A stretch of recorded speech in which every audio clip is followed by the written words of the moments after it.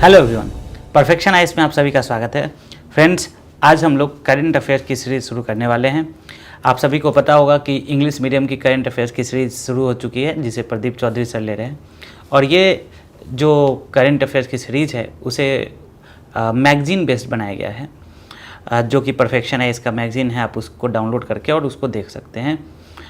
दूसरा, मेरी जो क्लासेज हैं ये क्लासेस थीम बेस्ड हैं। थीम बेस्ड कहने का मतलब क्या है कि हम लोग नेशनल, इंटरनेशनल, बिहार स्पेशल सारे थीम्स को अलग अलग करके और तब उसका पूरा स्टडी करेंगे। अगर देखेंगे तो मैं पूरा अगस्त से लेकर और पूरे जनवरी तक का पूरा आपको एक पहले नेशनल कराऊंगा और फिर नेशनल के बाद फिर हम लोग इंटरनेशनल और फिर बिहार स्पेशल गेम्स एंड ये इकॉनमी, सबसे रिलेटेड टॉपिक्स को हम लोग पूरा शुरू से लेकर अगस्त से लेकर और फिर अगस्त से मैं स्टार्ट करूंगा और फिर हम लोग जनवरी तक चलेंगे। आई होप इस सेशन को करने के बाद आप मैक्सिमम क्वेश्चन को सॉल्व करने में सक्षम हो पाएंगे। तो शुरू करते हैं। फर्स्ट ऑफ ऑल देखते हैं पहली बात कि ये जो थीम है, ये थीम जो है वो क्या है, नेशनल है। ठीक है, राष्ट्रीय है, थीम जो है वो नेशनल है। और इसमें मैं डेली बेसिस पर आपको 50 टॉपिक्स कराने की कोशिश करूँगा। और ये जो नेशनल थीम है, इस नेशनल थीम की शुरुआत हम लोग जो कर रहे हैं वो कर रहे हैं कहाँ से, इससे जिसका नाम है राजमार्ग यात्रा ऐप। मैं आप लोग को बता दूं कि नेशनल थीम है और इसमें हम लोग अगस्त से नेशनल थीम है और इसमें हम लोग अगस्त से स्टार्ट करेंगे और अगस्त से स्टार्ट कर जनवरी तक चलेंगे। ठीक है, अगस्त से लेकर जनवरी तक। ठीक है, तो सबसे पहला टॉपिक के स्टार्ट करते हैं जिसका नाम है राजमार्ग यात्रा ऐप। ऐप का क्या नाम है बोलो आप लोग? राजमार्ग यात्रा ऐप। आई होप आप लोगों ने सुना होगा। ये जो ऐप है इसको लॉन्च किया गया है NHAI, भारतीय राष्ट्रीय राजमार्ग प्राधिकरण के द्वारा इसको लॉन्च किया गया है। भारतीय राष्ट्रीय राजमार्ग प्राधिकरण के द्वारा इसको लॉन्च किया गया है। और इसका उद्देश्य क्या है कि राजमार्ग का जो भी लोग उपयोग कर रहे हैं उनको रास्ते में आने वाली जो भी परेशानी है, कठिनाइयाँ हैं, उन कठिनाइयों के बारे में उनको बताना। अगर आप देखेंगे तो यह राष्ट्रीय राजमार्ग उपयोगकर्ताओं के लिए एक व्यापक जानकारी प्रदान करता है, साथ के साथ कुशल शिकायत निवारण प्रदान करता है कि अगर कोई राष्ट्रीय राजमार्ग से संबंधित कोई आपको परेशानी है या कोई शिकायत है तो उस शिकायत को भी आप यहाँ पर क्या कर सकते हैं, दर्ज करा सकते हैं, जिससे उनकी यात्राएं क्या हो सकती हैं, निर्बाध हो सकती है, बिना किसी डिस्टरबेंस के चलेंगी और सुरक्षित भी हो सकती हैं। कि आपने देखा होगा कि हाल के दिनों में जो एक्सीडेंट्स हैं वो काफ़ी बढ़ गए हैं, तो उसको भी कम करने का ये एक टूल साबित हो सकता है। इसे हिंदी में लॉन्च किया गया है और इंग्लिश में लॉन्च किया गया है। और ये जो है ये मौसम के बाधाओं को और आसपास की जो जानकारी है, जैसे कि टोल कहाँ पे है, पेट्रोल पंप कहाँ पे है, हॉस्पिटल्स कहाँ पे है, इन सब के बारे में ये बताता है। तो आई होप आप लोग को समझ में आ रहा होगा। सेकेंड टॉपिक की ओर आगे बढ़ते हैं। सेकेंड टॉपिक का नाम है स्टडी इन इंडिया।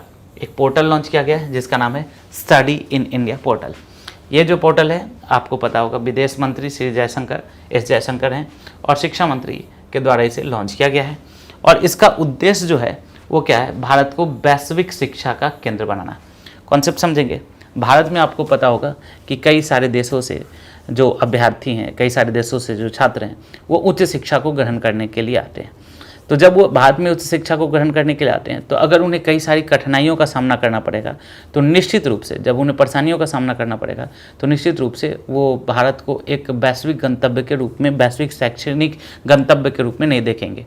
तो अगर भारत में ये सारी जो परेशानियाँ हैं कि उनको आने में परेशानी और जितनी भी तरह का जो डॉक्यूमेंटेशन है, ये सारी परेशानियों को अगर क्या कर दिया जाए, कम कर दिया जाए, तो निश्चित रूप से ये जो होगा भारत के लिए भारत को एक शैक्षणिक गंतव्य के रूप में क्या करेगा, स्टैब्लिश करेगा।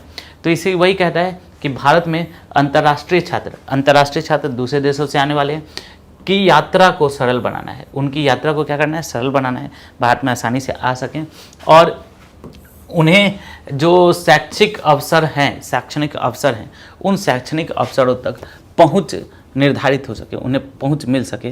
तभी क्या होगा कि जो भारत है एक वैश्विक शैक्षणिक गंतव्य के रूप में विदेशों से लोग आएंगे और भारत में क्या करेंगे, शिक्षा ग्रहण करने में को भारत को एक गंतव्य के रूप में देखेंगे। ठीक है, तो ये था आपका क्या, स्टडी इन इंडिया पोर्टल। तो पहला याद करोगे, सबसे पहला जो था उसका क्या नाम था, राजमार्ग यात्रा ऐप, और जो दूसरा है उसका क्या नाम है, study in India app portal. ठीक है, राजमार्ग यात्रा ऐप और दूसरे का क्या नाम है, study in India portal. Third शुरू करते हैं जिसका नाम है आयुष वीज़ा। आप लोगों ने सुना होगा आयुष के बारे में, आयुष मंत्रालय भी है। तो आयुष में कई सारी तरह की विधियां हैं। आयुष के अंतर्गत हम लोग देखेंगे जैसे आयुर्वेद हो गया, योग हो गया, सिद्ध हो गया, ठीक है, यूनानी हो गया। ठीक है, तो ये सारी विधियां हैं जिस विधि से क्या किया जाता है, इलाज किया जाता है। तो इन विधियों के द्वारा और ये जो विधियां हैं, ये जो चिकित्सा की प्रणालियां हैं, ये मुख्य रूप से आप देखेंगे तो भारत में ही प्रचलित हैं। और दूसरी बात कि भारत में ही इन विधियों के बारे में ज़्यादातर लोगों को जानकारी प्राप्त है। इसलिए भारत ने कुछ दिन पहले आयुष मंत्रालय भी इस्टेब्लिश किया था। तो इसका उद्देश्य क्या है, भारत में चिकित्सा पर्यटन किसको बढ़ावा देना है, आप लोग बताओ किसको बढ़ावा देना है, चिकित्सा पर्यटन को बढ़ावा देना है।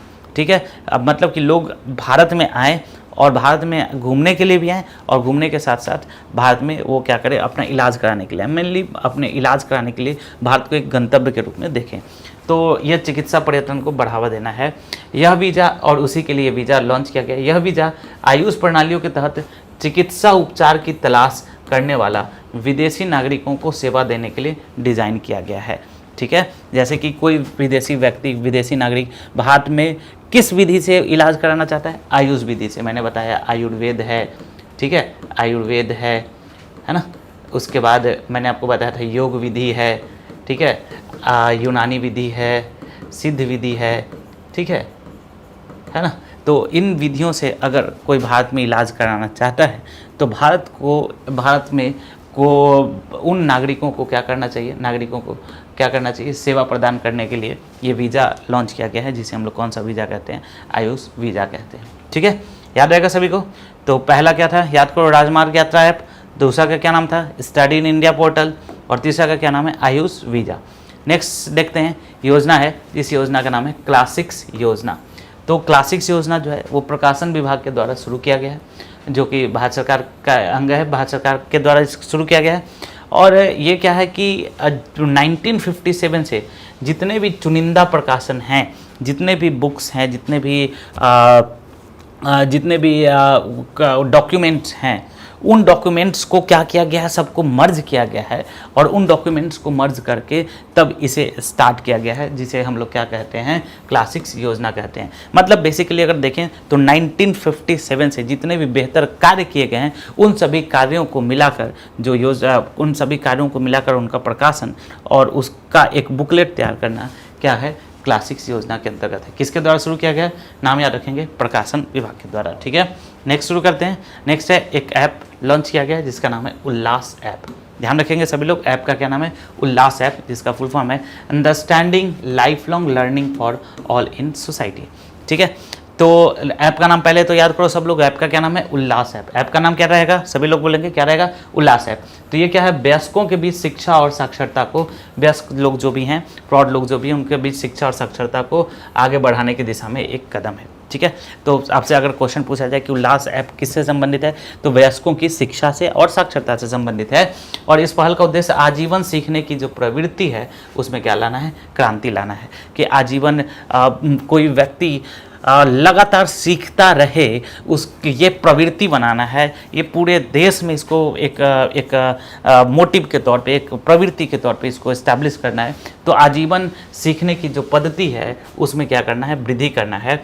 इसमें क्या है कि 15 वर्ष और उससे आयु के नागरिकों को बुनियादी शिक्षा, डिजिटल साक्षरता, क्योंकि ये नए डायमेंशंस हैं, नए क्षेत्र हैं, वित्तीय साक्षरता और जीवन कौशल प्रदान करता है। कि आप जैसे कि डिजिटल साक्षरता, ये पुराने लोगों में बहुत ज़्यादा नहीं है, तो उनको भी सीखने का एपेटाइट होनी चाहिए, सीखने की भूख होनी चाहिए। और ये सब किसके द्वारा होगा, बोलो, इसलिए बोलता है लाइफ लॉन्ग लर्निंग। लर्निंग कैसी होगी, लाइफ लॉन्ग होगी। लर्निंग क्या होगा, सालों भर होगा, और जब जिंदगी भर होगा। जब तक लर्निंग नहीं होगी तब तक क्या होगा, कोई व्यक्ति बहुत ज़्यादा जब तक आप ज़िंदगी भर सीखने की प्रवृत्ति नहीं रहेगी तब तक बहुत ज़्यादा सफल होने के भी चांसेस जो हैं वो नहीं रहेंगे। तो ये बड़ा इंपॉर्टेंट है, इसको याद रखेंगे, ठीक है। आपको इसमें मैंने नोट करके दिया है कि एक लिटरेसी प्रोग्राम चल रहा है न्यू, इसका नाम याद रखेंगे, इसका नाम है न्यू इंडिया लिटरेसी प्रोग्राम, ठीक है। न्यू इंडिया लिटरेसी प्रोग्राम, इसकी मंजूरी दी गई है, जिसमें सभी के लिए शिक्षा के सभी पहलुओं को शामिल किया जाएगा, सभी के लिए शिक्षा के सभी पहलुओं को शामिल किया जाएगा। इसका अर्थ क्या है कि ये जो है ये मतलब बेस्ट शिक्षा और सभी प्रकार के व्यक्तियों के लिए, सभी व्यक्तियों के लिए सभी प्रकार के शिक्षा को इसमें क्या किया जाएगा, शामिल किया जाएगा। तो याद रखेंगे ऐप का नाम है उल्लास ऐप। नेक्स्ट टॉपिक है जिसको हम लोग बोलते हैं भारत मंडपम। भारत मंडपम याद रखेंगे, ये जो है अंतर्राष्ट्रीय प्रदर्शनी सह सम्मेलन केंद्र है, ठीक है, जिसे क्या नाम दिया गया है, मतलब कि अंतर्राष्ट्रीय प्रदर्शनी यह एक जगह है, यह एक क्षेत्र है जिसमें अंतर्राष्ट्रीय प्रदर्शनी लगाई जाएगी और वहाँ पर क्या किया जाएगा, सम्मेलन किया जाएगा। इसका क्या नाम है, इसका नाम है भारत मंडपम। एक क्षेत्र है, एक जगह है जिसका नाम है भारत मंडपम। और निश्चित रूप से इसे क्यों बनाया गया है, क्योंकि भारत को एक वैश्विक व्यापार गंतव्य, क्योंकि जब आप एक ऐसा क्षेत्र होगा जहां पर आप क्या कर पाएंगे, प्रदर्शनी कर पाएंगे, जहां पर आप क्या कर पाएंगे, सम्मेलन कर पाएंगे। तो प्रदर्शनी और सम्मेलन से क्या होगा, जब सारे देशों से लोग आएंगे, हर जगह से लोग आएंगे और हर जगह के भारत के उत्पादों को देखेंगे, तो निश्चित रूप से भारत जो होगा वो क्या होगा, एक वैश्विक व्यापार गंतव्य के रूप में भारत क्या होगा, स्टैब्लिश होगा। आई होप आप लोगों को समझ में आ रहा होगा। तो जो परियोजना की लागत है वो 2700 करोड़ रुपया है, काफ़ी कॉस्टली है। और इसी समय जब ये लॉन्च बनाया जा रहा था उसी समय G20 सिक्का और G20 टिकट का भी अनावरण किया गया था। ये कॉम्प्लेक्स लगभग 123 करोड़ में, ध्यान रखेंगे सभी भाई लोग, ये कॉम्प्लेक्स कितना करोड़ में, 123 करोड़ में फैला हुआ है। और इसमें एक साथ 7000 लोगों के बैठने की कैपेसिटी है। और इसका जो आकार बनाया गया है भारत मंडपम का, इसका आकार किसके जैसा बनाया गया, शंख के जैसा बनाया गया। आई होप आप लोग को समझ में आ रहा होगा। तो याद करते हैं ये क्या है कि एक ऐसा क्षेत्र है जहां पर अंतर्राष्ट्रीय प्रदर्शनी लगाई जाएगी, साथ में एक कॉन्फ्रेंसेज भी किया जा सकता है, सह सम्मेलन केंद्र भी है। और इसका उद्देश्य क्या है कि इसके द्वारा भारत के उत्पादों को वैश्विक रूप से क्या करना, प्रदर्शित करना, भारत को एक वैश्विक व्यापार गंतव्य के रूप में भारत को क्या करना है, एस्टैब्लिश करना है कि आइए भारत में आप क्या कीजिए, व्यापार कीजिए, भारत के उत्पादों को भी दूसरे जगह और दूसरे जगह के जो थॉट्स हैं, थिंकिंग है, उसको भी आप यहाँ पे यूज़ कर सकते हैं, ठीक है। तो आई होप आप लोग को याद होगा। नेक्स्ट प्रोजेक्ट है, नेक्स्ट जो है उसका नाम पहल है, उसका नाम है मेरा गांव मेरी धरोहर। क्या नाम है, आप लोग याद रखेंगे, क्या नाम है, मेरा गांव जो है वो क्या है, मेरी धरोहर है। लॉन्च किसके द्वारा किया गया है, याद करेंगे सभी लोग, किसके द्वारा लॉन्च किया गया है, संस्कृति मंत्रालय के द्वारा लॉन्च किया गया है। और सभी राज्यों और केंद्र शासित प्रदेशों में, सभी राज्यों, याद रखेंगे, सभी राज्यों और केंद्र शासित प्रदेशों में भारत के जो गाँव हैं उन गाँवों का, भारत के जो भी गांव है उन गांवों का सांस्कृतिक मानचित्रण किया जाएगा। उन सभी गांवों को क्या किया जाएगा, उन सभी गांवों का मानचित्रण किया जाएगा कि वहां पर और कैसा मानचित्रण है, याद रखेंगे, सांस्कृतिक मानचित्रण है। मतलब क्या कि वहां पे जो जातियां हैं, वहां पे जो व्यक्ति हैं, उनका सांस्कृतिक कैसा, उनकी सांस्कृतिक रूप से वो कैसे हैं, उनका क्या कल्चर है, उनके बारे में इसमें क्या किया जाएगा, सबका मानचित्रण किया जाएगा। उनकी सांस्कृतिक विविधता के बारे में, उनकी परंपराओं के बारे में उसको क्या किया जाएगा, प्रदर्शित किया जाएगा। और उसको संरक्षित मतलब कंजर्व, उनको संरक्षित करने का भी इसके अंदर टास्क रखा गया है। परियोजना जो है वो भारतीय संस्कृति और विरासत में छिपे हुए खजानों को सामने लाने की आकांक्षा रखती है। पहले भी आप लोगों ने उससे मैंने कई बार डिस्कस किया होगा कि भारत की जो संस्कृति रही है वो काफ़ी रिच रही है। तो निश्चित रूप से ये जो पहल है वह भारतीय संस्कृति और विरासत के अंदर जो छिपे हुए खजाने हैं, जो भारत की संस्कृति इतनी रिच है, उस संस्कृति के द्वारा, उस संस्कृति में जितने भी छिपे हुए संस्कृति हैं जो कि विश्व के समक्ष नहीं है, वैश्विक परिप्रेक्ष्य में जिनके बहुत ज़्यादा पहचान नहीं है, उसे क्या किया जाएगा, उसे लोगों के समक्ष, सभी लोगों के समक्ष लाया जाएगा, ठीक है। तो यह भारत की जो संस्कृति विरासत के लिए प्रशंसा और गर्व की भावना उत्पन्न होगी कि मेरा गांव जो है, मेरा जो क्षेत्र है वो हमारी धरोहर है। हम लोग इतने इम्पॉर्टेंट, इतनी महत्वपूर्ण चीज़ों के आसपास रहते हैं, वो हमारे पास के क्षेत्र में विकसित है। नेक्स्ट याद करेंगे आयुष्मान भव्य कार्यक्रम, ठीक है। तो कई सारे आयुष्मान के कार्यक्रम चल रहे हैं, जैसे आपने सुना होगा आयुष्मान आपके द्वार, ठीक है, आयुष्मान सभा के बारे में सुना होगा, आयुष्मान मेला के बारे में, आयुष्मान ग्राम के बारे में सुना होगा। तो ये ऑब्वियस सी बात है, स्वास्थ्य सेवाओं से संबंधित है। तो सभी राज्य संचालित स्वास्थ्य योजनाओं के प्रभावी क्रियान्वयन हेतु जो भी स्वास्थ्य योजनाएं चल रही हैं, किसके द्वारा? राज्य सरकारों के द्वारा। जो भी राज्य सरकारों के द्वारा जो भी योजनाएं चल रही हैं, उन योजनाओं का कैसा क्रियान्वयन हो रहा है, उनका प्रभावी क्रियान्वयन हो रहा है या नहीं हो रहा है, ये चेक करना किसका काम है? आयुष्मान भव्य कार्यक्रम का काम है। इसमें कवरेज पर कि ज़्यादा से ज़्यादा लोग इस योजना के अंतर्गत आएँ और समावेशन पर सभी लोगों को सम्मिलित किया जाए, इसके ऊपर ध्यान दिया जाएगा। नेक्स्ट टॉपिक की ओर आगे बढ़ते हैं, JJM डिजिटल एकेडमी। ठीक है, तो देखो ये जो डिजिटल एकेडमी है, ये जल से संबंधित है। समझेंगे कि डिजिटल टेक्नोलॉजी का यूज़ करना है, डिजिटल टेक्नोलॉजी का यूज़ करके भारत में जल आपूर्ति के क्षेत्र में क्या लाना है? क्रांति लाना है। ठीक है, डिजिटल जल आपूर्ति के क्षेत्र में आप देख रहे होंगे कि कई जगह पे जो वाटर की स्कार्सिटी हो रही है, तो वाटर की स्कार्सिटी को कम करना, क्रांति लाना, ये JJM डिजिटल एकेडमी का काम है। पेयजल और स्वच्छता विभाग और इको इंडिया के बीच समझौते के परिणाम स्वरूप इसे स्थापित किया गया है। याद करेंगे सभी लोग, पेयजल, स्वच्छता विभाग और इको इंडिया के बीच समझौते के परिणाम स्वरूप इसको स्थापित किया गया। तो याद रखेंगे, 2-4 चीज़ याद करते हैं। JJM डिजिटल एकेडमी किस चीज़ के लिए है? तो टेक्नोलॉजी का यूज़ करना है, और टेक्नोलॉजी का यूज़ करके क्या करना है? भारत में जल आपूर्ति के क्षेत्र में क्रांति लाना है। नेक्स्ट, और क्या हमने देख रहा था? आयुष्मान भव्य कार्यक्रम। तो ये क्या है कि विभिन्न राज्यों के अंतर्गत जो भी स्वास्थ्य संबंधित योजनाएं चल रही हैं, वो योजनाएं किस प्रकार से चल रही हैं, उसके अंदर कितना विकास हुआ है, इन सभी के बारे में क्या क्या, उसका क्रियान्वयन कैसा हुआ है, इसके लिए कौन सा कार्यक्रम है? आयुष्मान भव्य कार्यक्रम है। नेक्स्ट याद करेंगे, मेरा गांव मेरी पहल। तो किसके द्वारा लॉन्च किया गया? याद करेंगे, संस्कृति मंत्रालय के द्वारा, और सभी राज्यों और केंद्र शासित प्रदेशों में ये लॉन्च किया जाएगा। और ये क्या है? गाँव का एक सांस्कृतिक मानचित्रण है, जिसमें क्या किया जाएगा कि गाँव की जो विरासत है, उस विरासत के बारे में लोगों को बताया जाएगा। ठीक है, याद रखेंगे सभी लोग। नेक्स्ट है भारत मंडपम। तो ये क्षेत्र है, एक प्रदर्शनी का क्षेत्र है, जिसका जो मुख्य मोटिव है, भारत को क्या करना है? एक वैश्विक व्यापार के रूप में, एक वैश्विक व्यापार हब के रूप में भारत को क्या करना है? एस्टैब्लिश करना है।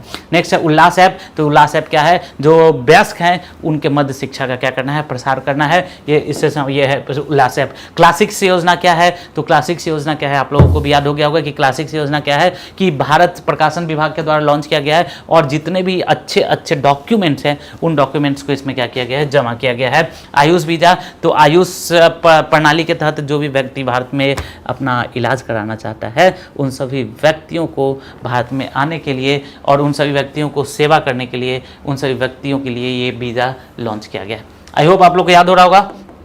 आगे बढ़ते हैं। नेक्स्ट जो है कि Mumbai Ahmedabad high speed corridor परियोजना। याद करेंगे, Mumbai Ahmedabad high speed corridor परियोजना। ठीक है, तो ये ऑब्वियस सी बात है कि मुंबई और अहमदाबाद के बीच है, और ये किसी से संबंधित है? High speed corridor. तो देखो, 2 प्रमुख शहरों के बीच में है, और ये high speed rail link establish करने की बात करता है कि दोनों जगहों मुंबई और अहमदाबाद को कनेक्ट करना है रेल लिंक से, और इसका जो स्पीड है वो आप देख रहे होंगे 320 किलोमीटर प्रति घंटा तक है, जो कि काफ़ी ज़्यादा है। और इस परियोजना के तहत भारत की पहली समुद्र के नीचे सुरंग, बड़ी इंपॉर्टेंट चीज़ है, याद करेंगे सभी लोग, VVI है कि समुद्र के नीचे सुरंग का निर्माण किया गया है ना, जो कि कितना किलोमीटर लंबा है? 7 किलोमीटर तक लंबा है। ठीक है, आगे बढ़ते हैं नेक्स्ट टॉपिक की ओर। नेक्स्ट है AI फॉर इंडिया 2.0। ठीक है, AI मतलब आर्टिफिशियल इंटेलिजेंस है ना। तो AI फॉर इंडिया, तो ये बेसिकली क्या है? AI प्रशिक्षण कार्यक्रम है। AI के बारे में बताया जाएगा, जिसे कि कौशल विकास और उद्यमिता मंत्रालय द्वारा शुरू किया गया। किसके द्वारा शुरू किया गया? याद रखेंगे, कौशल विकास और उद्यमिता मंत्रालय के द्वारा शुरू किया गया है, और इसे स्किल इंडिया, ITI मद्रास और IIM की इनक्यूबेटेड कंपनी GUVI के बीच संयुक्त, ये जो है इसकी संयुक्त पहल है। ठीक है, कौन कौन सा? स्किल इंडिया, IIT मद्रास और IIM की एक इनक्यूबेटेड कंपनी है। ठीक है, शुरू की गई कंपनी है जिसका नाम GUVI है, इन तीनों के द्वारा, कि भारत में लोगों को AI से संबंधित, आर्टिफिशियल इंटेलिजेंस, बहुत सारे लोगों को पता ही नहीं होता कि क्या है, नहीं है। तो आर्टिफिशियल इंटेलिजेंस ये क्या कर सकता है, इसके क्या पोटेंशियल हैं, तो इसके लिए AI प्रशिक्षण कार्यक्रम है, जिसको हम लोग बोलते हैं AI फॉर इंडिया 2.0। याद रखेंगे सभी लोग, नाम क्या है? AI for India 2.0। Next topic की ओर आगे बढ़ते हैं। नेक्स्ट है भूमि सम्मान। ठीक है, भूमि सम्मान, टॉपिक का नाम याद करेंगे, टॉपिक का नाम है भूमि सम्मान।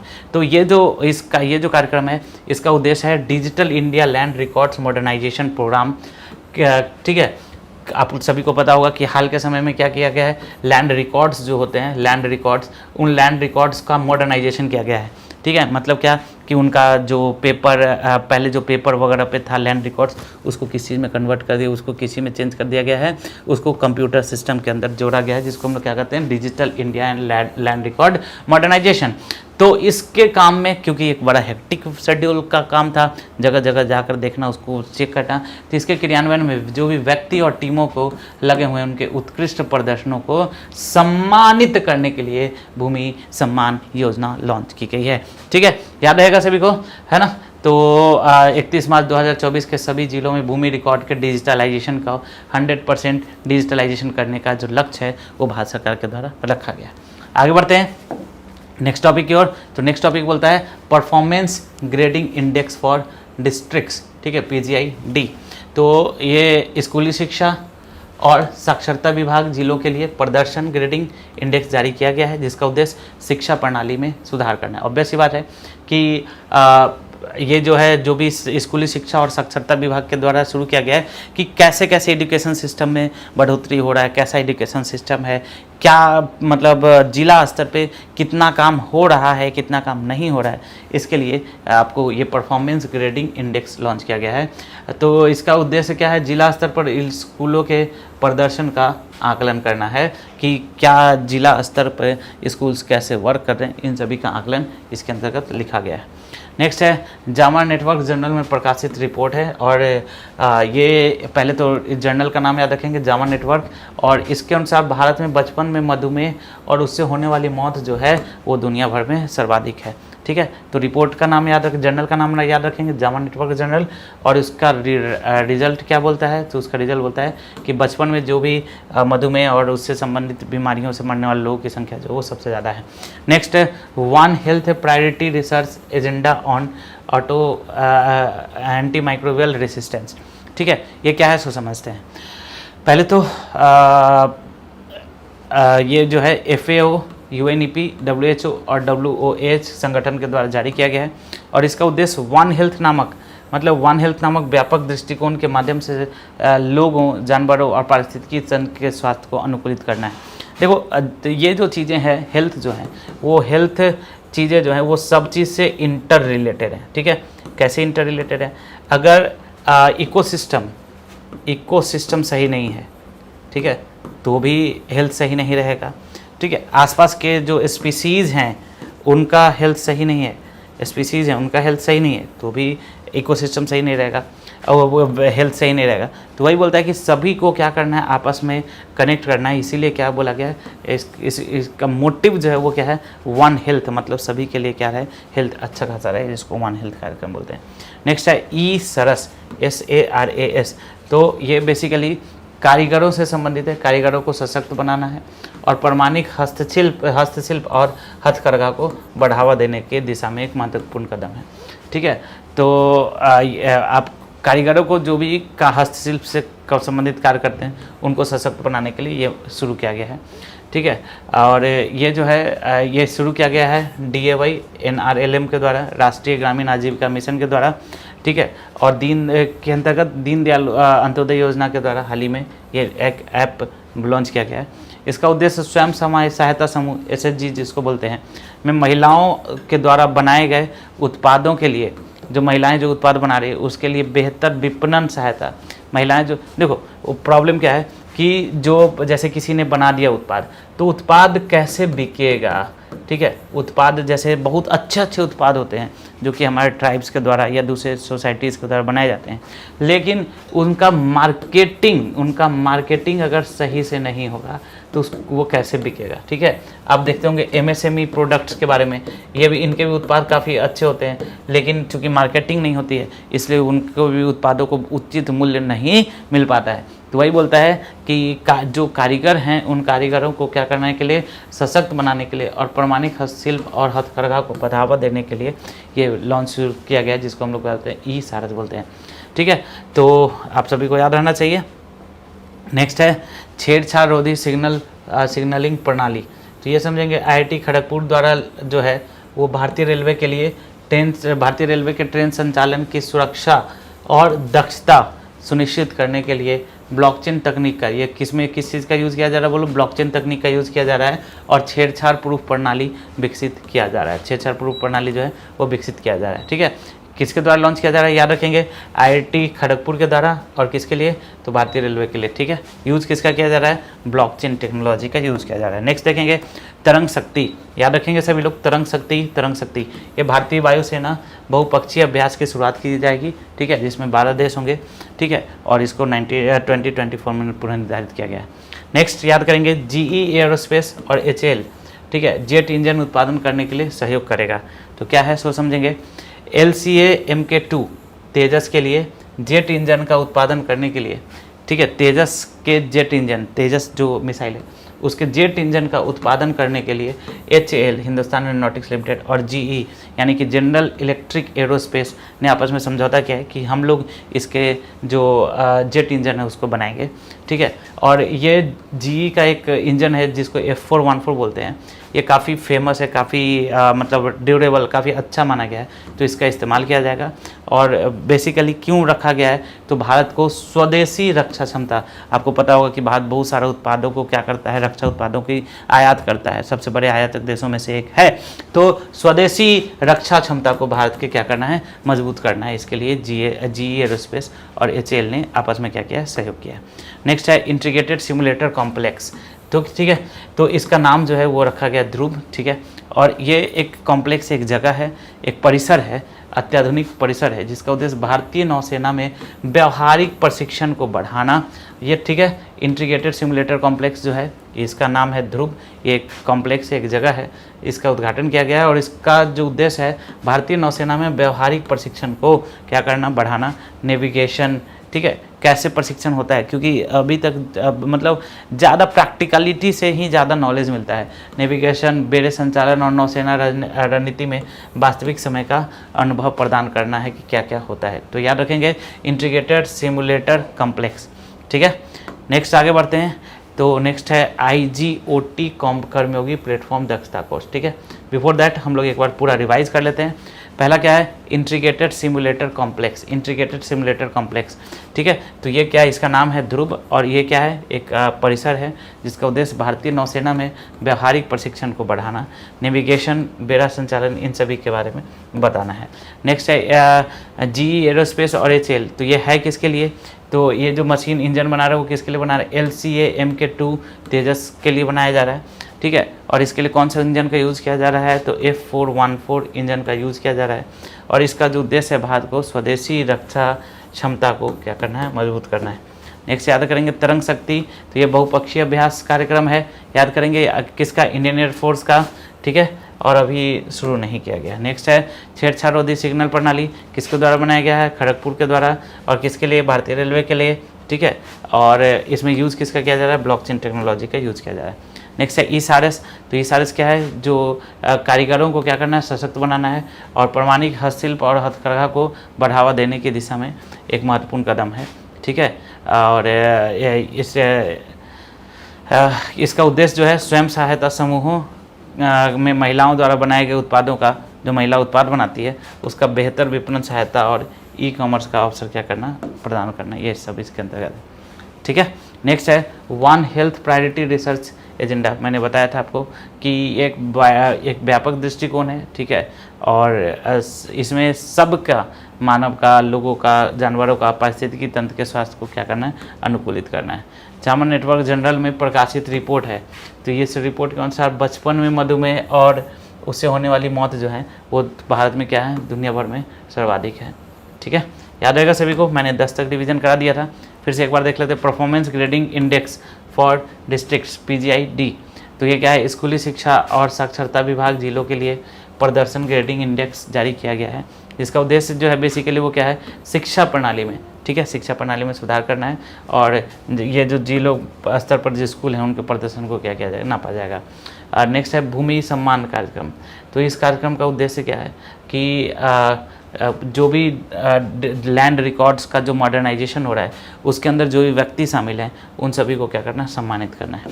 ठीक है, नेक्स्ट है AI फॉर इंडिया, तो भारत का जो AI टूल है ये काफ़ी अच्छा वर्क कर रहा है, और इससे क्या होगा कि जब हम लोग इसके प्रशिक्षण को देंगे तो निश्चित रूप से कौशल विकास होगा और उद्यमिता की भी क्या होगी, शुरुआत होगी। ठीक है, नेक्स्ट जो है Mumbai Ahmedabad high speed corridor परियोजना। तो ये मुंबई अहमदाबाद क्या है, तो दो प्रमुख शहर के बीच जो हाई स्पीड लिंक स्थापित करना है वो उसका ही नाम है। तो इसके अंदर जो है स्पीड जो है वो कितना होगा, 320 किलोमीटर प्रति घंटा तक होगा इसका स्पीड। ठीक है, याद रखेंगे सभी लोग। और इसके लिए समुद्र के अंदर क्या किया गया, सुरंग बनाया गया। नेक्स्ट है JJM डिजिटल एकेडमी। तो डिजिटल प्रौद्योगिकी का उपयोग करके भारत में जल आपूर्ति को क्या करना, सुनिश्चित करना है। ठीक है, ये सारा कुछ हम लोगों ने रिवाइज कर लिया था। आगे बढ़ते हैं, नेक्स्ट टॉपिक की ओर आगे बढ़ेंगे, और इसमें देखेंगे ये एक कर्मयोगी प्लेटफॉर्म दक्षता कोर्स जो है उसको लॉन्च किया गया है। तो ये बेसिकली है क्या, तो समझेंगे इसको कि ये सरकारी अधिकारियों के लिए है, और ये सरकारी अधिकारियों में के बारे में अक्सर ये कहा जाता है कि जो उनकी क्षमता है उसका वो पूर्णतः उपयोग नहीं कर पाते कई जगहों पे, या नहीं करते हैं। तो उनके क्षमता निर्माण के उद्देश्य से इस एक व्यापक पोर्टल को शुरू किया गया है। इसका जो उद्देश्य है वो क्या है कि जो आपको सरकारी अधिकारी हैं उन्हें अपने कर्तव्यों को प्रभावी ढंग से निर्वहन करने के लिए, जो उनका कर्तव्य है उसका बेहतर तरीके से निर्वहन करने के लिए उनको आवश्यक कौशल और ज्ञान से क्या करना है, परिपूर्ण करना है, लैस करना है। ठीक है ना, बात समझ रहे आप लोग। और इसमें जो दक्षता का उद्देश्य सरकारी अधिकारियों की विशेषज्ञता को बढ़ाना। ठीक है, समझ रहे हैं, जो सरकारी अधिकारी उनकी विशेषज्ञता को बढ़ाना और उनके समग्र प्रदर्शन में सुधार करना है। तो अगर हम लोग ध्यान से देखें तो ये बेसिकली किस चीज़ से संबंधित है, ये जो है कर्मयोगी प्लेटफॉर्म जो है वो संबंधित है क्या, सरकारी अधिकारियों के क्षमता निर्माण से, जिससे कि वो क्या कर सकें, अपने कार्य का, अपने कर्तव्य का बेहतर तरीके से निर्वहन कर सकें। आगे बढ़ते हैं नेक्स्ट टॉपिक की ओर। नेक्स्ट टॉपिक जो है वो गांधी शांति पुरस्कार के बारे में है। तो ये गांधी शांति पुरस्कार जो है वो किसको दिया गया है, तो गीता प्रेस को दिया गया है। याद रखेंगे कि गांधी शांति पुरस्कार किसको दिया गया है, गीता प्रेस को दिया गया है। किस मंत्रालय के द्वारा, तो ये संस्कृति मंत्रालय के द्वारा घोषणा किया जाता है ना। और इस क्यों दिया गया है, तो ये अहिंसक और अन्य गांधीवादी तरीकों से, ध्यान रखेंगे, अहिंसक तरीके से और अन्य जो गांधी जी के अन्य जो सत्य, अहिंसा, ये सब जो थॉट्स है उन तरीकों के माध्यम से सामाजिक, आर्थिक और राजनीतिक परिवर्तन में गीता प्रेस के असाधारण योगदान के कारण उनको दिया गया है। कि गीता प्रेस ने क्या किया है कि गांधीवादी तरीके से, जो गांधी जी का जो थॉट्स था उन तरीकों से इन्होंने क्या किया है कि समाज में योगदान दिया है, जिसके लिए गीता प्रेस शांति पुरस्कार दिया गया है। नेक्स्ट टॉपिक की ओर आगे बढ़ेंगे। नेक्स्ट है वैभव फेलोशिप प्रोग्राम। ध्यान रखेंगे सभी लोग, वैभव फेलोशिप प्रोग्राम। तो ये जो है कि जो भारतीय डायस्पोरा वैज्ञानिक हैं, है ना, उनके लिए उनका जो है वो जो विदेशों में रहने वाले भारतीय मूल के वैज्ञानिक हैं, उन वैज्ञानिकों से और उनकी जो प्रौद्योगिकीविद हैं या जो जिनके पास टेक्नोलॉजी का नॉलेज है, उनसे विशेषज्ञता को, उनके पास जो विशेषज्ञता है, उनके पास जो नॉलेज है, स्किल्स है, उनसे ज्ञान प्राप्त करना और विज्ञान और प्रौद्योगिकी के क्षेत्र में सहयोगी अनुसंधान को बढ़ावा देना। मतलब कि उन लोगों से ज्ञान को अर्जित करना है और उसका उपयोग, उस ज्ञान का उपयोग कहाँ पे करना है, तो उस ज्ञान का उपयोग भारत को एक बेहतर देश के रूप में, भारत को एक बेहतर तकनीक प्ररक देश के रूप में, जो कि भारत क्या करेगा, उनसे तकनीक सीखेगा के रूप में भारत को क्या करना है, एस्टैब्लिश करना है। नेक्स्ट टॉपिक की ओर बात करते हैं। तो जनजातीय खेल महोत्सव, इसकी शुरुआत की गई है। तो इसमें उड़ीसा जो है पुरुष और महिला दोनों ही वर्गों में सबसे बेस्ट रहा है। कर्नाटक को 2nd पोजीशन मिला है और झारखंड जो है 3rd पोजीशन पे रहा है। नेक्स्ट है सागर समृद्धि। तो सागर समृद्धि क्या है सो समझेंगे। ये जो है बंदरगाह, नौकावहन और जलमार्ग मंत्रालय के द्वारा शुरू किया गया, ठीक है। और ये क्या है, तो ऑनलाइन ड्रेजिंग मॉनिटरिंग सिस्टम है। बात समझेंगे, ये क्या है, ऑनलाइन ड्रेजिंग मॉनिटरिंग सिस्टम। जो सामान वगैरह खींचा जाता है, लादा जाता है, उसकी कैसे, कितना सामान रखा गया है, नहीं रखा गया, ये सारा कुछ इसके अंतर्गत है, ठीक है। और इसको विकसित किया गया है national technology centre for ports, waterways and coasts के द्वारा, ठीक है, NTCPWC के द्वारा इसको विकसित किया गया है। और इसका जो उद्देश्य है देश के बंदरगाहों में जो ड्रेजिंग संचालन की क्षमता है, ठीक है, उसको और उसकी प्रभावशीलता है उसको क्या करना है, बढ़ाना है। तो सागर समृद्धि किस चीज़ से रिलेटेड है, बंदरगाहों के जो ड्रेजिंग क्षमता है, खींचने की जो क्षमता है, उस क्षमता में क्या करना है, बढ़ावा देने से संबंधित है। नेक्स्ट है सस्टेनेबिलिटी रिपोर्ट, सस्टेनेबल रिपोर्ट है। तो ये किसके द्वारा शुरू लॉन्च किया गया है, NHAI के द्वारा लॉन्च किया गया है। और अभी सभी को पता है कि NHAI जो है पर्यावरणीय स्थिरता के लिए सस्टेनेबल इन्वायरमेंट के लिए काफ़ी काम कर रहा है, ठीक है। तो ये जो है, ये जो रिपोर्ट है, यह पहले तो याद रखेंगे कि किसके द्वारा जारी किया गया है, जारी किसके द्वारा किया गया है, NHAI के द्वारा जारी किया गया है। और यह रिपोर्ट प्रत्यक्ष उत्सर्जन, ठीक है, जो एमिशंस हो रहे हैं उस एमिशन को कम करने में महत्वपूर्ण प्रगति को दर्शाती है कि कैसे कैसे हमारे जो एमिशन है उसको क्या करना है, कम करना है, ठीक है। और अगर देखेंगे तो रिसेंट ईयर्स में जो प्रत्यक्ष उत्सर्जन है, उत्सर्जन का मतलब क्या हो गया, जो जैसे कि जो कार्बन डाइऑक्साइड है या जो भी ऐसे गैसेज हैं, तो उन गैसेज के उत्सर्जन को कमी करने के कारण जो है कमी कैसे करेंगे, कैसे किया जा रहा है कमी, ये सारा कुछ इसके अंदर दर्शाता है। नेक्स्ट है अमृत जनरेशन अभियान, याद करेंगे सब लोग, अमृत जनरेशन अभियान। तो ये शुरू किया गया है, याद करेंगे सबसे पहला महिला और बाल विकास मंत्रालय के द्वारा इसको शुरू किया गया है, ठीक है। और इसका उद्देश्य भारत के युवाओं के भविष्य के लिए, भारत के युवाओं के भविष्य के लिए उनकी आकांक्षाओं और सपनों को व्यक्त करने के लिए एक क्या करना है, एक मंच प्रदान करना है कि वो उनके पास जो उनके जो थॉट्स हैं, उनके जो विचारधाराएं हैं, वो थॉट्स और विचारधाराएं क्या कर सके, वो उन थॉट्स और विचारधाराओं को प्रदर्शित कर सके, ठीक है। और वो अपनी रचनात्मकता को भी क्या कर सके, प्रदर्शित कर सके। तो उसके लिए किसका यूज़ करेंगे वो इंस्टाग्राम का, फेसबुक का। ऐसे भी आजकल के जो युवा हैं वो इन सभी का बहुत ज़्यादा उपयोग करते हैं। तो निश्चित रूप से अपने रचनात्मकता को प्रदर्शित करने के लिए वो इंस्टाग्राम और फेसबुक जैसे सोशल मीडिया प्लेटफॉर्म्स का यूज़ करेंगे। और उसमें सबसे बड़ी बात है कि रील्स को तैयार करेंगे और अपने सपनों को व्यक्त करने के लिए प्रोत्साहित करता है। बहुत ज़्यादा इसको प्रोत्साहित करने की आवश्यकता नहीं है, एक बार पता चल जाएगा तो खुद ब खुद जो है युवा रील्स बनाने में खुद ही प्रोत्साहित रहते हैं, ठीक है। तो बहुत ज़्यादा इसमें करना नहीं है ना। तो यह जो अभियान है यह युवाओं में समुदाय की भावना को बढ़ावा देता है, ठीक है, और दूसरों के लिए प्रेरणा का काम करता है कि आपके जो थॉट्स हैं, आपकी जो विचारधाराएं हैं, वो थॉट्स और विचारधारा भी आपके जो सपने हैं, उन सपनों को भी आप क्या कर सकते हैं, इन रील्स के माध्यम से दर्शा सकते हैं। तो अभियान का क्या नाम है, अमृत जनरेशन अभियान। नेक्स्ट आगे बढ़ते हैं। नेक्स्ट है national institutional ranking framework, NIRF। आपको पता होगा कि ये जो है शैक्षणिक शिक्षण संस्थानों की गुणवत्ता और प्रदर्शनों का आकलन करता है, ठीक है। और पहले इसमें 4 श्रेणियाँ शामिल थी, रिसेंट जो है 8 और श्रेणियों को जोड़ा गया है, ठीक है। ओवरऑल अगर आप देखेंगे तो ओवरऑल जो कॉलेजेस रहे हैं समग्र रैंकिंग में, तो उसमें IIT मद्रास जो है वो फर्स्ट रहा है। और IISc बेंगलोर जो है उसने अकादमिक उत्कृष्टता के प्रति अपनी प्रतिबद्धता को पुष्टि करते हुए अग्रणी विश्वविद्यालय के रूप में उभरा है कि इस अच्छा विश्वविद्यालय सबसे टॉप विश्वविद्यालय है, ठीक है। तो ये थोड़ा सा याद कर लीजिएगा। ये है नेक्स्ट है फैमिली ID पोर्टल, इंपॉर्टेंट है फैमिली ID पोर्टल। तो ये लॉन्च किसके द्वारा किया गया है, UP गवर्नमेंट के द्वारा, ठीक है।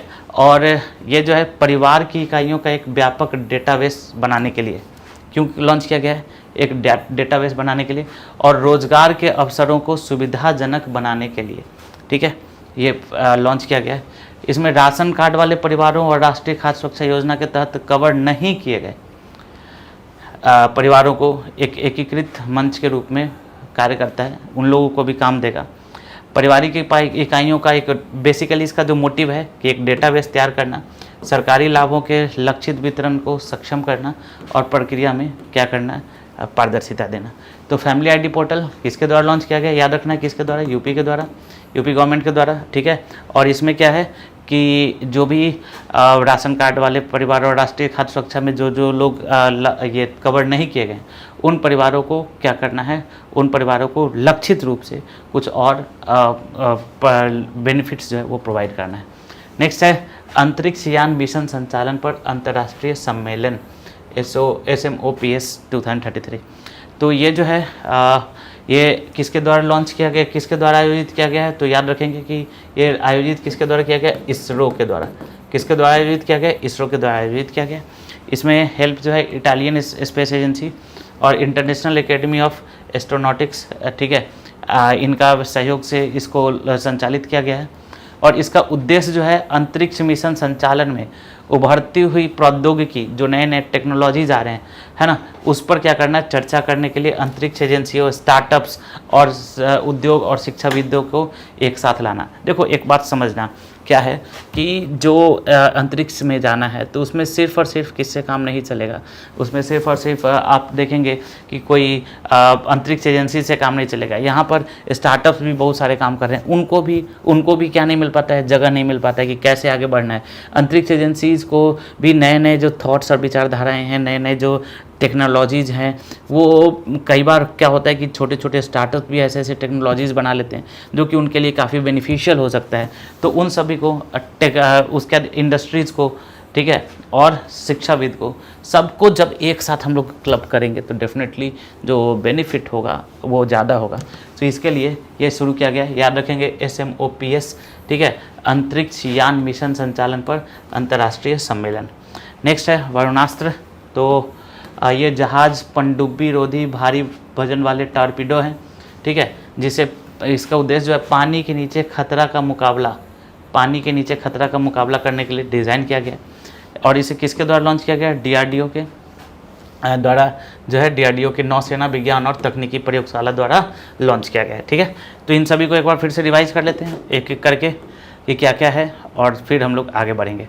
सबसे पहले कर्मयोगी प्लेटफॉर्म। तो ये सरकारी कर्मचारियों की निर्माण क्षमता को बढ़ाने के लिए इसे शुरू किया गया है, क्षमता का सही तरीके से संचालन करने के लिए। गांधी शांति पुरस्कार किसको दिया गया है? गीता प्रेस को। क्यों दिया गया है? तो गांधीवादी तरीके से कार्य करने के लिए, गांधीवादी तरीके से सामाजिक आर्थिक और राजनीतिक परिवर्तन के लिए दिया गया है। वैभव फेलोशिप कार्यक्रम तो क्या है? तो जो भारतीय डायस्पोरा हैं, ठीक है, उनके हेल्प से भारत की तकनीक को बढ़ाने के लिए, याद रहेगा, वैभव फेलोशिप प्रोग्राम। नेक्स्ट है जनजातीय खेल महोत्सव। उड़ीसा फर्स्ट है, कर्नाटक सेकेंड। सागर समृद्धि, तो ये जो समुद्र का जो संचालन क्षमता है, उस संचालन क्षमता को बढ़ाने के लिए है सागर समृद्धि, ठीक है। नेक्स्ट है सस्टेनेबिलिटी रिपोर्ट, NHI के द्वारा लॉन्च किया गया है और पर्यावरणीय स्थिरता से संबंधित है, ठीक है। और ये प्रत्यक्ष उत्सर्जन कितना हो रहा है उस पर ये प्रकाश डालता है, ये भी बताता है कि रिसेंट टाइम में प्रत्यक्ष उत्सर्जन जो है वो क्या हो रहा है, कम हो रहा है। नेक्स्ट है अमृत जनरेशन अभियान। तो ये महिला बाल विकास मंत्रालय द्वारा शुरू किया गया है और इसमें क्या है कि जो युवा हैं वो भविष्य में उनकी क्या आकांक्षाएं हैं, क्या थॉट्स हैं, क्या विचारधाराएं हैं, क्या इच्छाएं हैं, उसको प्रदर्शित करने के लिए सोशल मीडिया को रील्स के माध्यम से वो दिखा सकते हैं। तो नेशनल इंस्टीट्यूशनल ये जो फ्रेमवर्क है, ये जो है, इसमें आपने देखा कि IIT मद्रास फर्स्ट पोजीशन पे रहा है, तो इसको थोड़ा सा ध्यान रखेंगे। Family ID portal UP government के द्वारा शुरू किया गया है, ठीक है। नेक्स्ट अंतरिक्ष यान संचालन पर अंतर्राष्ट्रीय सम्मेलन, ये इसरो के द्वारा। और इसमें क्या क्या करना है, तो उद्योग को, शिक्षाविदों को और अंतरिक्ष एजेंसी और स्टार्टअप्स को, सबको क्या करना है, क्लब करना है, ठीक है। वरुणास्त्र जो है वो ये टॉर्पीडो है और पानी के नीचे खतरों का मुकाबला करने के लिए इसको डिज़ाइन किया गया है। नेक्स्ट है डेवलपमेंट इन इंडियन रेलवेज, ठीक है। ये एक रिपोर्ट है। ये रिपोर्ट पहले तो समझेंगे कि किसके द्वारा जारी किया गया, तो कैग के द्वारा, ठीक है। और इसमें बताया गया है कि कई रेलवेज़ में कई कमियां हैं, उसको इसमें चिन्हित किया गया है और रेलवेज़ में क्या क्या सुधार की आवश्यकता है उसके लिए सिफारिश की गई है। तो ये रिपोर्ट जारी किसके द्वारा किया गया, याद रखेंगे, कैग के द्वारा। और इसमें रेलवे के संचालन में, पटरी संचालन में क्या क्या कमियाँ हैं, इन कमियों के बारे में इसमें बताया गया है, ठीक है। और इसमें ये बताया गया कि ट्रैकिंग कार्यों का जो निरीक्षण, जो रेलवे की पटरियों की ज्यामितीय और संरचनात्मक स्थिति का आकलन करती है, ठीक है, उसमें देखो ध्यान से कि 30 से 100% तक की कमी दर्ज की गई है। समझ लो कितना ज़्यादा ये जो है रिस्की है। रेलवेज के थ्रू अगर हम लोग चलते हैं, उसको सही तरीके से ट्रैक नहीं किया जाता है, बार बार उसको चेक नहीं किया जाता है। तो ये रिपोर्ट है कैग के द्वारा, ये थोड़ा सा ध्यान में रखना, इंपॉर्टेंट है काफ़ी एग्जाम के लिए। नेक्स्ट है दुग्ध संकलन मोबाइल ऐप। तो ये क्या है समझेंगे कि भारी उद्योग मंत्रालय के तहत जो है इसको शुरू किया गया है। और जो दूध संग्रह प्रक्रिया में जो चैलेंजेस हैं उन चैलेंजेस से क्या निपटना है, ठीक है। नई जो टेक्नोलॉजी है उसका यूज़ करना है और इसका दूध उत्पादन की दक्षता, पारदर्शिता, ठीक है, और समग्र गुणवत्ता को क्या करना है, बढ़ाना है। ये दूध संकलन मोबाइल ऐप है। नेक्स्ट है नेशनल मिशन फॉर मेंटरिंग, ठीक है। तो ये ऑब्वियस सी बात है कि किससे रिलेटेड है, शिक्षा की गुणवत्ता को बढ़ाने और शिक्षकों के विकास को समर्थन देने के लिए ये नेशनल मिशन फॉर मेंटरिंग की शुरुआत की गई है, ठीक है। और ये एनसीटी के द्वारा राष्ट्रीय अध्यापक शिक्षा परिषद का इसके द्वारा इस जो कार्यशाला है उसका आयोजन किया गया है, ठीक है। और इसमें साथ साथ पहले तो जो शिक्षा की गुणवत्ता है उसको तो बढ़ाया ही जाएगा, शिक्षकों के महत्ता को भी इसमें प्रदर्शित किया गया है, ठीक है। तो ये आपको थोड़ा ध्यान रखना चाहिए। नेक्स्ट है डिजिटल कुंभ संग्रहालय। तो ये यूपी में बनाया जा रहा है और कुंभ मेले पता ही होगा आप लोग को, काफ़ी इम्पोर्टेंट है ये, सांस्कृतिक महत्व इसका पौराणिक और ऐतिहासिक महत्व में अंतर्दृष्टि प्रदान करते हुए आगंतुकों को एक अनुभव देना है। एक संग्रहालय में बनाया जाएगा अभी यूपी में कई जगहों पे कि क्या क्या जो लोग आएंगे जो कुंभ मेले में, तो उनको कुंभ मेले से संबंधित चीज़ें वहाँ पर दिखाई जाएंगी। नेक्स्ट है मोह धरा योजना। तो ये उड़ीसा गवर्नमेंट के द्वारा शुरू किया गया है और इसका उद्देश्य जो है कच्चे घरों को पक्के घरों में बदलना है, ठीक है। और इससे लगभग 4 लाख फैमिलीज़ को लाभ होने की की उम्मीद है, ठीक है ना। तो वही है कि पात्र परिवारों को या तो कच्चे घरों में रहना चाहिए या जो घर कच्चे घरों में रह रहे हैं उसको उनके घरों को पक्के घरों में कन्वर्ट किया जाएगा, या फिर उनके पास ठोस कंक्रीट की छत वाला कम से कम एक कमरा होगा, तब उनके पूरे घरों को क्या किया जाएगा, इसमें कन्वर्ट किया जाएगा, ठीक है। तो जिसके पास 4 पहिया वाहन है, जिस फैमिलीज़ के पास सरकारी सेवा में कार्यरत जो सदस्य हैं, जिनको 5 एकड़ की भूमि या उससे अधिक है सिंचित भूमि है, वो उन्हें इस ऋण के लिए पात्र नहीं माना गया है, ठीक है। तो याद रखेंगे सभी लोग। नेक्स्ट है भारत के संसद भवन, नए संसद भवन के बारे में काफ़ी इंपॉर्टेंट है, इस एग्ज़ाम में क्वेश्चन आने की संभावना बहुत ज़्यादा है। तो याद रखेंगे सबसे पहले उद्घाटन 28 मई को, ठीक है। टोटल कितना वर्ग मीटर में, 64,500 वर्ग मीटर में इसका निर्माण किया गया है और लागत जो है 12,000 करोड़ रुपए है। 6 दरवाज़ों पर प्राचीन मूर्तियाँ बनाई गई है। प्रवेश द्वार में से एक गज द्वार पर हाथी लगाए गए हैं जो कर्नाटक के मधुकेश्वर मंदिर में मूर्तियों की से संबंधित है। अश्व द्वार है दूसरा, है ना। अश्व द्वार के प्रवेश द्वार पर घोड़ों की मूर्तियाँ हैं, ठीक है, जो उड़ीसा के सूर्य मंदिर की घोड़ों से जुड़ी शक्ति और सुंदरता की याद दिलाती है। इसके अलावा और भी द्वार हैं, शार्दुल द्वार, हमसा द्वार और मकर द्वार, ठीक है। तो ये भी अलग अलग क्षेत्रों की प्रसिद्ध मूर्तियों से प्रेरित मूर्तियां हैं। ग्वालियर की जो गुजरी महल है, हम्पी में विजय विट्ठल मंदिर है और कर्नाटक में होयलेश्वर मंदिर है। इन जटिल कृतियों के लिए उससे ये प्रेरित हैं। इन सभी मूर्तियों का अपना सांस्कृतिक महत्व है और इससे जो संसद भवन है वो काफ़ी भव्य प्रतीत होता है। और अंतिम जो प्रवेश द्वार है वो गरुड़ द्वार है, ठीक है। तो याद रखेंगे 6 द्वार हो गया, कौन कौन सा हो गया सो समझेंगे। सबसे पहला हाथी द्वार जिसको गज द्वार कहते हैं, दूसरा अश्व द्वार, है ना, हाथी द्वार हो गया या गज द्वार जिसको कहेंगे, है ना। दूसरा अश्व द्वार हो गया, ठीक है। उसके बाद शार्दुल, हमसा और मकर द्वार, है ना। और सबसे लास्ट में कौन सा है, गरुड़ द्वार, ठीक है। तो ये नायक काल की मूर्तिकला से प्रेरित है और गरुड़ द्वार जो है श्रद्धा और आध्यात्मिकता की भावना का क्या करता है, ये परिचय देता है। नेक्स्ट है लॉजिसेम 23 का आयोजन किया गया है। तो नेशनल लॉजिस्टिक मैनेजमेंट सेमिनार है, ठीक है। और इसका जो उद्योगों को, विशेषज्ञों और पेशेवरों को लॉजिस्टिक क्षमताओं के, उद्योगों के विशेषज्ञों, क्योंकि कई बार तो क्या होता है कि औद्योगिक जो व्यक्ति हैं उनके थॉट्स तो होते हैं लेकिन उनको तकनीकी विशेषज्ञता नहीं प्राप्त होती है, लॉजिस्टिक क्षमताओं के बारे में नहीं पता होता है। तो इन सभी का लाभ उठाने के लिए ये जो है एक मंच है जिसका नाम है लॉजिसेम 23। नेक्स्ट है यूजीसी, है ना, उत्साह पोर्टल और पीओपी पोर्टल जो है उसको लॉन्च किया है। तो पारदर्शिता बढ़ाने के लिए, शिक्षा के क्षेत्र में पहुंच बढ़ाने के लिए और सहयोग को बढ़ावा देने के लिए 2 नए पोर्टल, ठीक है। उत्साह, पहला जो पोर्टल उसका नाम है उत्साह पोर्टल और दूसरा जो है professor of practice. 2 portal launch किए गए हैं जिससे शिक्षा की गुणवत्ता में सुधार होगा। तो आपसे एक क्वेश्चन पूछ सकता है कि उत्साह पोर्टल किसने शुरू किया है, तो यूजीसी ने। पीओपी पोर्टल तो यूजीसी ने।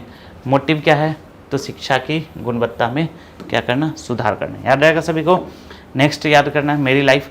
तो ये बेसिकली जलवायु परिवर्तन का मुकाबला करने और अस्थायी जीवन को बढ़ावा देने की दिशा में भारत सरकार ने ये मेरी लाइफ मोबाइल एप्लीकेशन लॉन्च किया है। ठीक है, तो मोटिव क्या हो गया, जलवायु परिवर्तन का मुकाबला करना और अस्थायी जीवन को बढ़ावा देना। ठीक है, ये जो है काफ़ी प्रेरित है किससे, नरेंद्र मोदी जी की जो मिशन लाइफ है उससे प्रेरित है।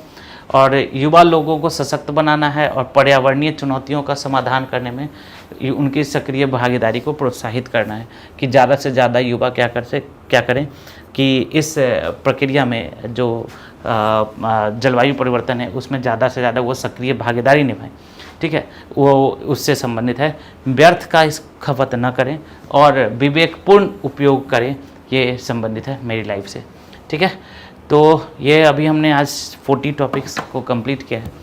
इसके बाद हम लोग नेक्स्ट लेक्चर में नेक्स्ट और 40 टॉपिक्स को कंप्लीट करेंगे और ऐसे करके 4 डेज़ में हम लोग लगभग पूरा जो नेशनल का न्यूज़ है उसको कंप्लीट कर पाएंगे।